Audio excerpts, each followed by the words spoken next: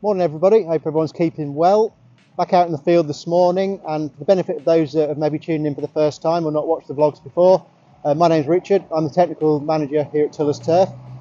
So today we're going to have a wander out. There's a big harvest going on, golf season well underway now, so lots of our fine turf products going out. There's a load of fescue about to go out shortly, so the guys are starting to harvest that now. So we're going to have a look at that and see what they're up to. But when we talk about fescue, and I'll talk a little more in depth about it in a moment, but we're not just going to have a look at our sort of normal, I guess regular fescue as we'd call it, but we're also going to take a look at another fescue product that we grow, and that's tall fescue. So we'll have a look at that a little bit later on. You'll see a completely different contrast, considering the name, you'll see two completely different types of turf. So that's great. We'll have another look at the long and wispy fescue. If you have a look on our back catalogue, you will see a vlog that we did about that a short while ago. Again, it's another product. Again, we're just sort of trying to satisfy the demands of the greenkeepers, what they're trying to achieve on their golf courses. So 3 great products to look after. So I won't waffle on anymore. We'll nip out in the field, go see the guys. Catch you in a bit.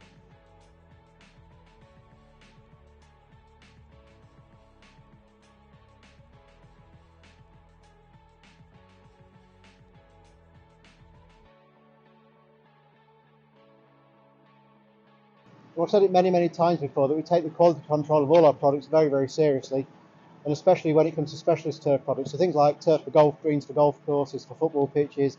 So it's always good to have some eyes on the ground. So as good as the quality control is from the cab, you can't beat that pair of eyes close down, particularly a very experienced pair of eyes like James is over here. So we're going to have a little wander over to James now, see what he's looking for when he's doing his quality control, and go and have a closer look at the rolls maybe themselves and see what he's looking for.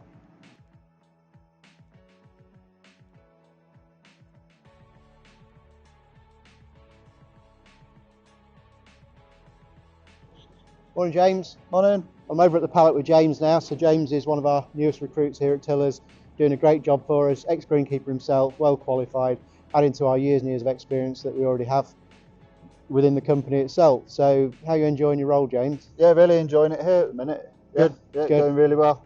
Brilliant. So James knows exactly what he's looking for when he's doing quality control. So tell us a bit more, James, what we're looking for.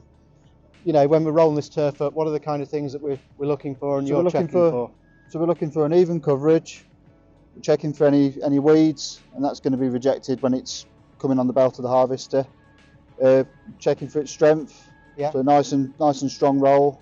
Yeah, good beautiful colour, nice colour to it, good quality sward. Yeah, nice and thick and dense.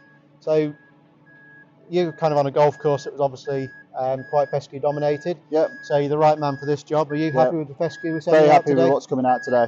Yeah, brilliant. Very happy with it. That's great news. So we'll let you crack on, James. A few more pallets to do, and then you can go and have your dinner. Right, thank you. The harvest is going really well now, and we're going to take a closer look at the plant itself. So this field here is sown as 100% fescue, and we tend to use a blend of probably chewings, slender creeping, and sometimes strong creeping red fescue. And this just helps sort of bind it all together, makes a really good strong turf. Now we tend to find fescue in a lot of sort of naturalised areas, sort of more specifically. So places like coastal places, free draining soils, so obviously on links courses and places like Heathland golf courses. Fescue, as we know, is one of the most naturally occurring grasses all over the world. So lots and lots of reasons to use it. It is a very easy grass to identify. It has a very fine leaf, a very needle-like appearance. So very fine.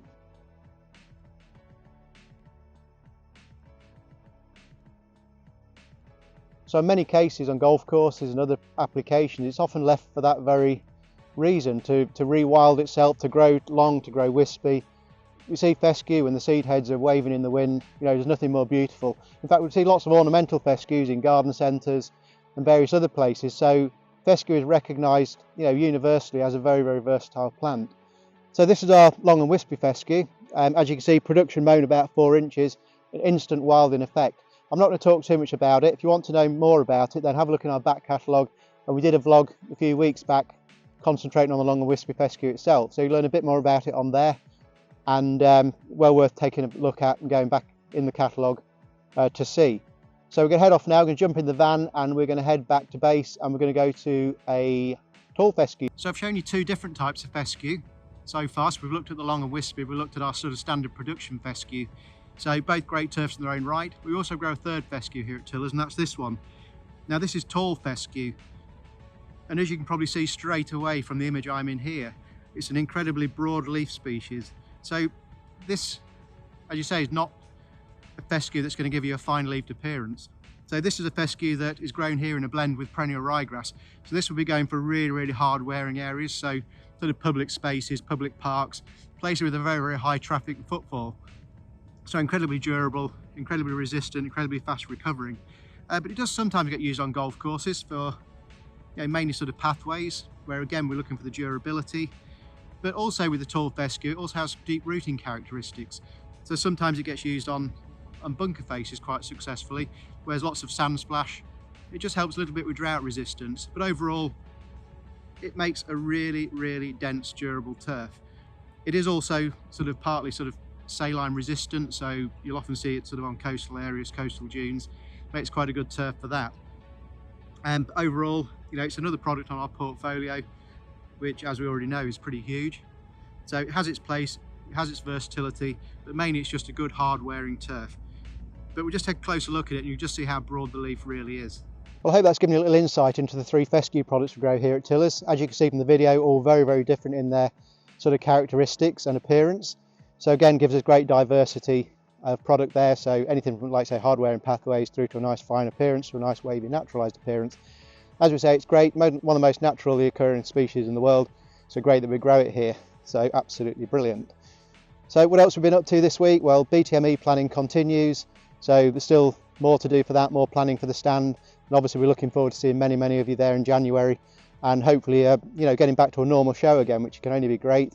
Back to its usual spot in January. So really, really looking forward to that and seeing you all there. On Monday, I was up at the Sports Surf Research Institute up in Bingley. I was on the judging panel for the Golf Environment Awards. Tillers have been co-sponsoring this event now for around about 8 years. So we're very proud to be involved with that. And wow, what a difficult decisions to make again this year. Very, very high standard of entry, very good numbers of entries, and a real credit to all those golf courses out there doing great environmental work, but not just the golf courses themselves, but also the individuals, many individuals that are driving it too. So absolutely brilliant to see. I'm not going to give any spoilers away because the awards ceremony itself will be in January and tickets will be available. So if you want to go at all, then contact the Sports Surf Research Institute and I'm sure they'll be able to sort you out. Numbers are limited, so it will be on a first come first served basis. If that's of interest, then make your way there. It'd be great to see you. This year we've also got an overseas category, which again, I was absolutely blown away by the standard of entry and where they come from too. We're not just talking European entries, we're talking worldwide. So it's great that the awards are being recognised now at such long distance too, as well as in the UK. So it's absolutely brilliant news. So busy week as always. I'm hitting the road soon, so another busy end to the week and a busy start to next week, but looking forward to that very much. So in the meantime, I'd just like to thank you all for liking, for sharing, for retweeting. Please continue to do so. It's really, really appreciated by us all here, and we appreciate your views too. Subscribe to Tillers Turf TV if you haven't already. Much appreciated. Looking forward to many videos in the future. So have a great weekend, everybody. Enjoy the World Cup if you're watching it, and we'll catch you next week. Take care, everyone.